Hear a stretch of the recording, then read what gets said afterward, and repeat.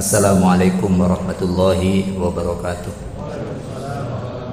Bismillahirrahmanirrahim. Alhamdulillah wassalatu wassalamu ala Rasulillah wa ala alihi wa sahbihi wa mawala. La haula wa la quwata illa billah, amma ba'du. Para jamaah, Bapak Ibu rahimakumullah, kurang lebih 15 menit ke depan kita akan menguatkan paham kita tentang tema hikmah zakat, infak, dan sedekah. Kalau disebut tema ini, pikiran kita pasti tertuju pada harta. Kita melihat dalam kehidupan sehari-hari, kepemilikan terhadap harta itu berstrata. Ada yang lebih, ada yang kurang. Dan itu adalah cerminan dari kehendak Allah. Dia nyatakan di dalam surah An-Nahl 41, Wallahu faddala ba'dakum ala ba'din fir rizki. Dan Allah telah melebihkan sebagian kalian atas sebagian yang lain dalam rezeki. Kalau rezeki ini kita maknai harta, itu maknanya ada orang yang hartanya banyak, ada yang sedikit. Maka secara sosial kemudian kita mengenal istilah aghnia. Itu maknanya orang-orang yang memiliki kecukupan harta. Sedangkan yang lain disebut fuqara. Ini orang-orang yang punya kekurangan dalam hal harta. Terhadap semua itu, yang dikasih banyak, dikasih sedikit, Allah perintahkan untuk membelanjakan harta itu di jalan Allah. Kalau tidak, maka itu maksiat. Yang tidak membelanjakan hartanya di jalan Allah, itu dia tidak mensyukuri anugerah harta. Allah ancam orang yang tidak belanjakan harta di jalan Allah itu orang yang menyimpan. Walladzina yaknizuna adz-dzahaba wal fiddah, mereka yang menyimpan emas dan perak, wala yunfikunha fi sabilillah, dia tidak membelanjakannya di jalan Allah. Fabashshirhum bi'adzabin alim, sampaikan berita gembira kepada dia bahwa dia sudah ditunggu oleh azab yang pedih. Azabnya itu adalah nanti harta itu dipanasi dengan jahanam, lalu dibikin untuk menyetrika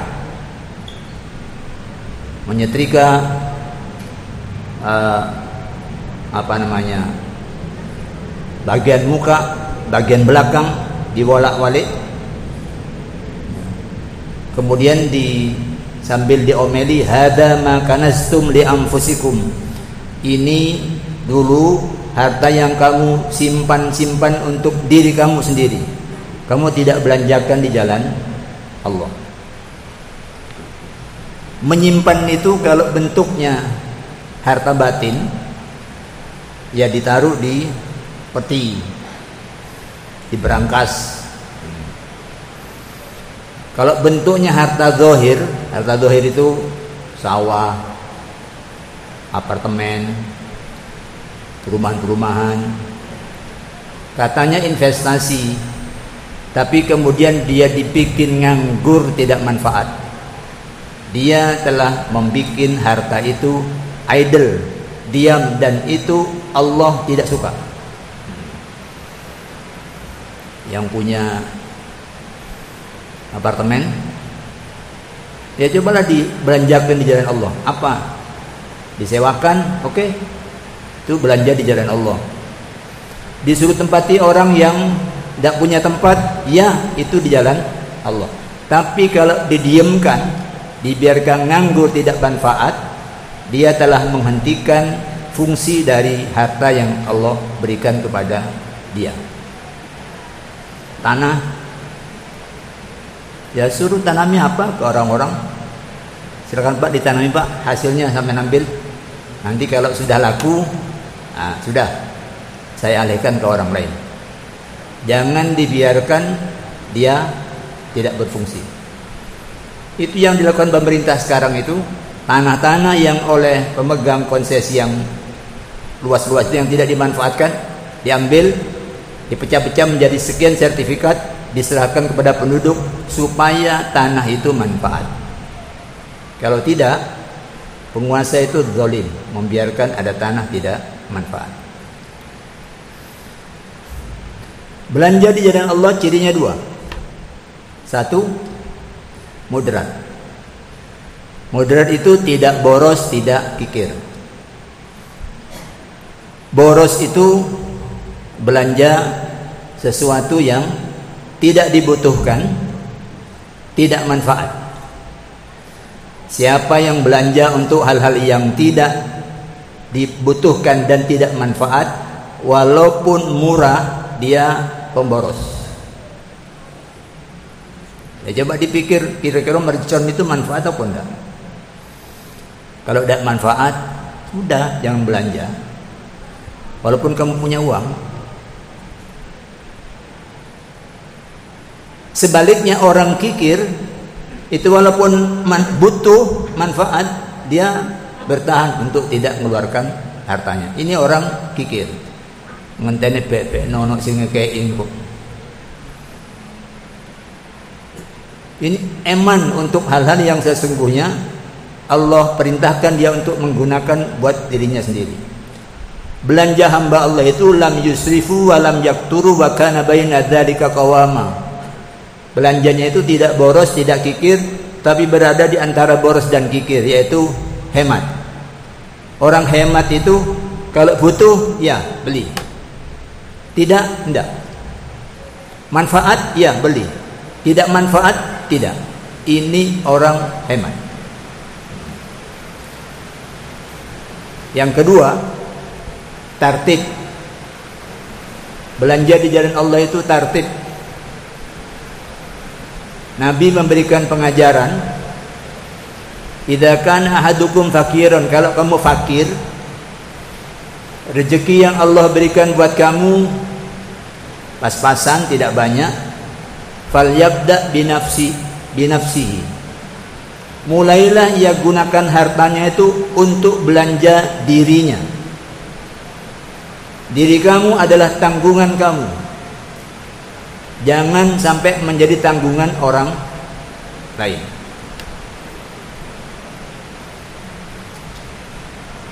Wa in kana lahu fadlun, kalau ada lebih, wajar dia belanja untuk dirinya sendiri, bukan belanja gaya hidup. Sekarang model-model yang disebut dengan crazy rich, ya, yaitu numpuk mobil mewah, bikin rumah-rumah mewah, nanti di-upload di YouTube. Dan ada yang aneh, di Sidoarjo ini ada orang punya sepeda pancal 28, sepeda-sepeda pancal kuno, dan itu dipakai? Enggak, digantung. Nanti kalau ada temannya datang cerita, yang ini produksi tahun 1832 ini. Di Indonesia yang punya cuma 2 orang, aku sama orang Padang. Itu gagah sudah. Itu hobi iblis. Sepeda kok kemudian digantung. Padahal banyak tukang-tukang bangunan yang untuk berangkat kerja dia memilih jalan kaki.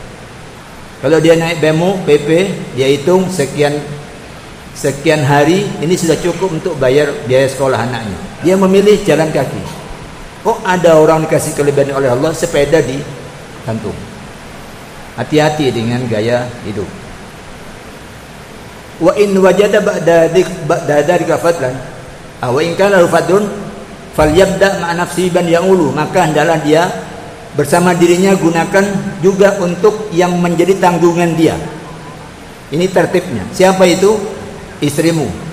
Siapa lagi? Anakmu. Siapa lagi? Orang tua yang fakir. Itu tanggungan dia. Itu tugas dari Allah, kewajiban dari Allah. Jangan berpikir orang lain, orang tuanya tidak direken. Itu kualik. Wa in wajada ba'da dzalika fadlan, kalau setelah itu dia punya lebih, baru falyatasaddaq ala ghairihim, mulailah dia bersedekah kepada yang lain. Ini pun urut, dahulukan para kerabat. Lihat ponaan, lihat paman, lihat sepupu, sebelum mikir orang lain. Jangan sampai menjadi donatur di mana-mana, kerabatnya sendiri tidak keurus. Ponaannya tidak sekolah, dibiarkan aja. Dia malah bantu orang lain. Ini kebalik. Masing-masing orang berpikir tertib. Kalau lebihnya sudah mencapai nisab,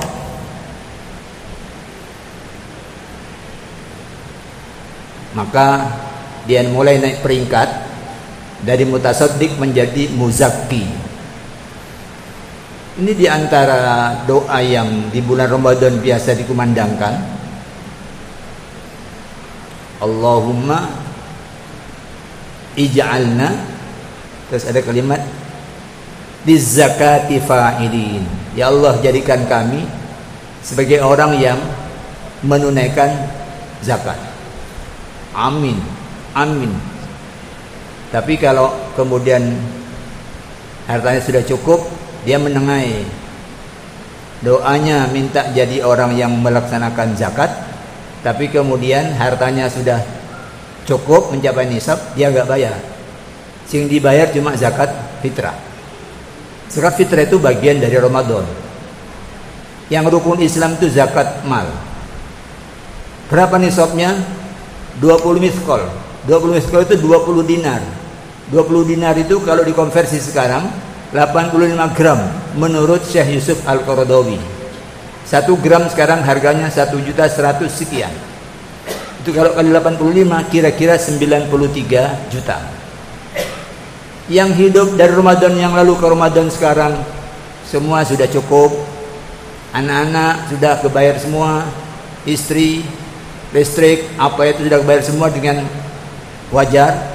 Kok masih punya deposito, masih punya tabungan, masih punya duit di lemari. Hitungan jumlahnya mencapai 1 nisab, berbahagialah Anda naik peringkat menjadi muzakki.